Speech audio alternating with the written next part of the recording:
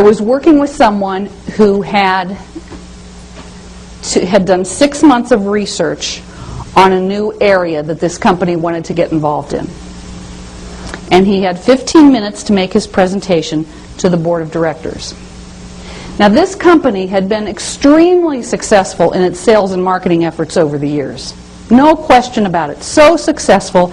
And because they were large, successful, they were maybe a little bit stodgy in their way of thinking in terms of changing. Because they had done it for so long, so well, he was going to have a hard sell to tell them, guess what, something's different. So we decided to start that presentation that he had with an analogy. And we used an analogy of driving. He said, you know, I've been driving for 25 years now, and I've been driving on the right-hand side of the road. And I haven't had any problems with that. But I went to England once, and I had to drive on the left-hand side of the road. I was successful driving on the right-hand side of the road everywhere else, but in England I had to drive on the left-hand side of the road.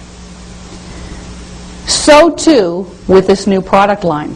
We have been very successful doing it the way we've wanted to over the years. But now we have to drive on the other side of the road because success requires a different approach.